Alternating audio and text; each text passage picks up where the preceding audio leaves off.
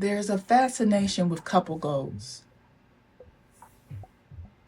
They were considered that. And them. Except 3 of the 4 are no longer here. Let's get into it. In this episode of Women Who Date Monsters in the Cult of Couple Goals, we're going to first go to Winter and say, this story is based out of Columbia, South Carolina.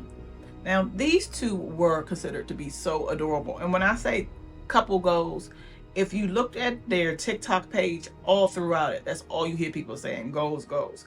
And they had a unique perspective in their couple goals because their love appeared to be toxic. We're going to get into some of the videos, but let me tell you a little bit more about this first. In the heart of Columbia, South Carolina, Winter Nicole Straw was a young woman.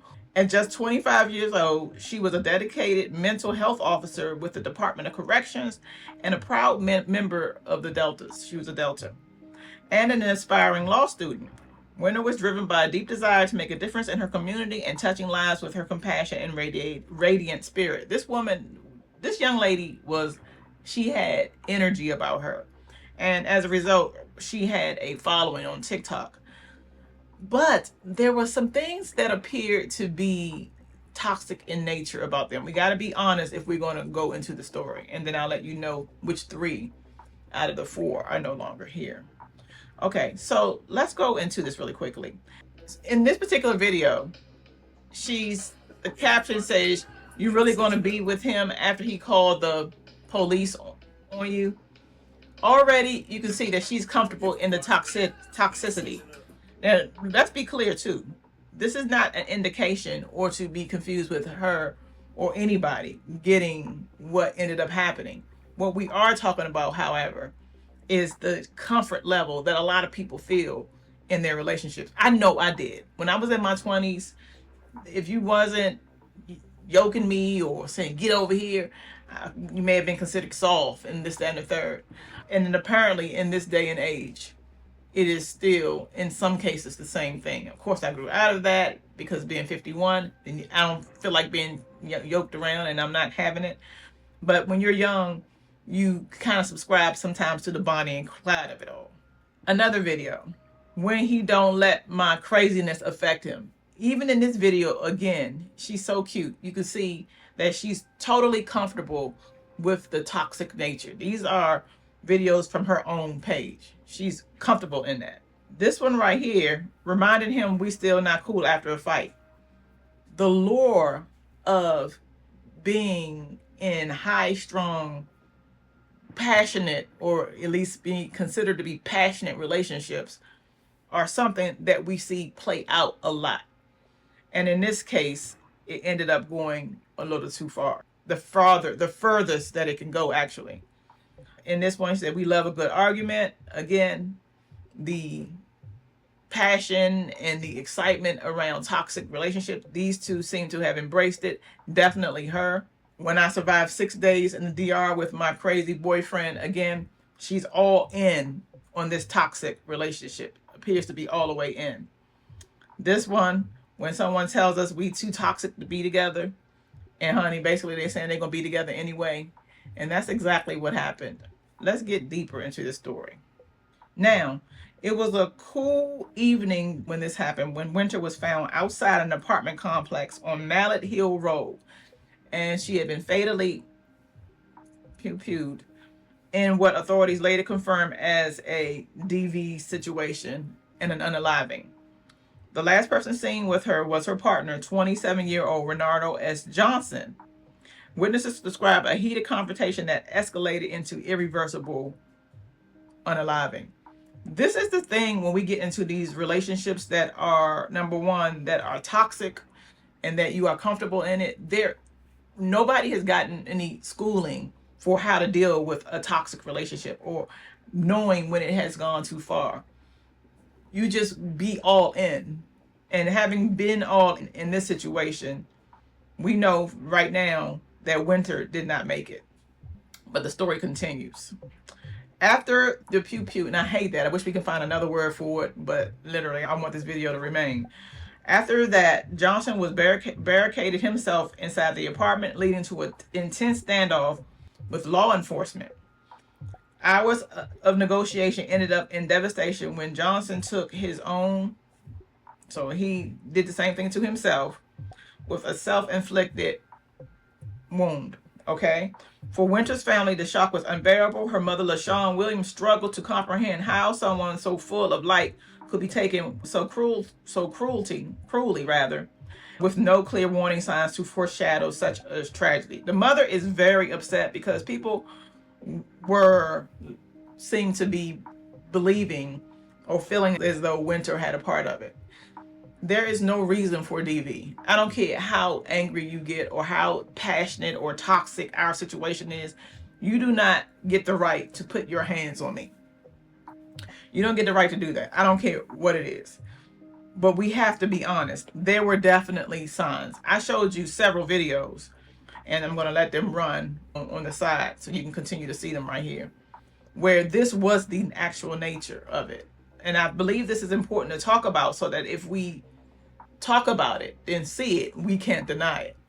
Doesn't mean that it was wrong. I mean, it doesn't mean that it was right, but it does mean that there were definitely signs. We look at one of the videos. We go back to this one. When someone tells us we too toxic to be together, they're all in. And to be honest, it's almost poetic and makes sense that they're both not here anymore together. Because I'm not going to not believe that they weren't in love with each other. Doesn't mean that it was the right love or healthy love. Obviously, it's not. But who knows how he would even handle it having gone that far. But we're not done on our story. Now I want to go to Nashville, Tennessee, and go into April and Donovan's story. Now, I'm a full-time novelist and filmmaker, and I have spent my career over 20 years creating monsters and writing psychological driven stories like this. In fact, this is one of the books that I wrote that covered something just like this. And what I always like to do is try to figure out what would cause people to go to this sort of limit. Why did it have to get this far? We're now going to get into April and Donovan's story. Just like the couple, Winter and Say, they were considered to be couple goals. People wanted to be like them. And April, it was a little bit more spirited or focused rather, because she also had the focus of spirituality, religion, and things like that. But by the summer of 2023, April Holt, a 29-year-old mother of two, and a self-proclaimed positivity coach, like on her TikTok page, you saw that all throughout. She had amassed over 200,000 followers on TikToks. Now, her videos were about optimism, love, things like that, and making sure that you find the right partner. In fact, she went into some videos, which we're going to look at, to try to lead or help her audience get there. Now, she was celebrating her seemingly idyllic family with her husband, Donovan, and this is Donovan Holt, and their two children, Serenity and Denzel. But behind the smiles and the uplifting mantras, because she was big on affirmations and all of that, were cracks being formed. April's marriage had been turbulent for years. This is why I call this the lore or the cult of couple goals. Because people see stuff on the internet and they think that's it. I already know that's not the case. In fact, some of the strongest couples are the ones that you don't see, meaning that they're not posting a lot. They don't have time to. They got stuff to do, and they a lot of time spending it with each other. So April's marriage had been turbulent for years, and it had been marked by separation. They would have periods of not being together for a while, financial struggles, and whispered arguments kept off the camera. Then in July 2023, April made a decision that she was ending the marriage. But let's go in really quickly and look at some of the videos. Now, in this particular video, they are together. There's talking, they're singing. When you teach him to use affirmations to manifest anything he wants. It looks so cute, doesn't it? Let's listen to it a little bit.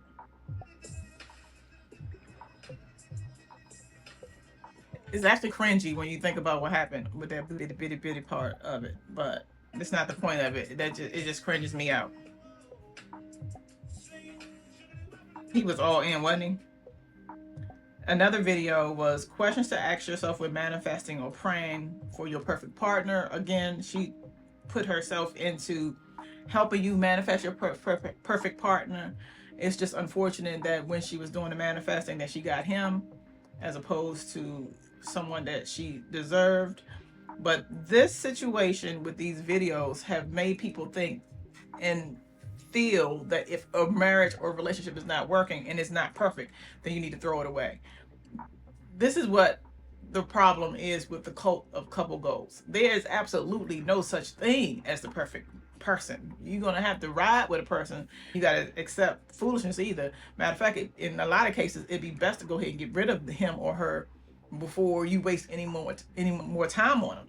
But it's a lore of that. But in this, she went into this. It's a piece of me that's still broken. And I don't trust you when you say that you're gonna stay, so I'm dipping out the same day that I know your heart is stolen. And deep down, I love it when they do. I'm gonna go. Let's do it again. Toxic trait is, I know that it's a piece of me that's still broken. And I don't trust you when you say that you're gonna stay, so I'm dipping out the same day that I know your heart is stolen. And deep down, I love it when they love me from a distance, because I know they'll never really see the real me. So she went into detail with this in this. I don't know if it's a poetry or poem from somebody or if it came from a movie, but she actually was quoting and saying the words almost as if she's speaking about herself and her current situation. So we know that it was not perfect, even though they would have us believe that. Now, 2 weeks after she made a decision that she was no longer going to be in this marriage, she was found in the shower with a plastic bag over and duct tape here. Okay. Now, April was found unresponsive, and the authorities automatically said it was the side, okay, because of how it looked, or because of what the husband said, actually, okay? So now we know, now, out of the four who are no longer here, Winter, Say, and April. Now, they ruled it the side, but the mother, Jamie Dickerson, knew better. She stayed on top of it because she was very close to her daughter. She being she being April's mother. Jamie knew that there was something wrong. She had spoken to her daughter. She knew her daughter had wanted nothing more to do with him. She knew the marriage was over. So then she did not, for one instance, believe that she would have done this. She had kids that she really cared about. Now, we do know people do the CIDE, whether they have kids or not. But she knew that she was looking forward to a new life. As soon as Jamie saw April on life support, the signs of V were undeniable. There were bruises on the ankles, broken blood vessels around here. April had recently decided, like we said, to leave Donovan after years of this kind of thing in the relationship. Him trying to control. Look at this goofball with the smile and stuff like that. Sometimes I'd be a mean girl, but when I see how far some people are willing to go to be fake and then be violent, it does pinch me the wrong way. Okay. For months, her mother fought for answers, and she scrutinized the autopsies. She went into the reports. She talked about Donovan's erratic behavior to anybody. She was all over TikTok. I believe she's still there right now. But then in June 2024, Donovan called Jamie and shockingly confessed. And on February 18, 2025, which was recently, Donovan, who is 33, was sentenced to 2 years in prison and 8 years of community corrections.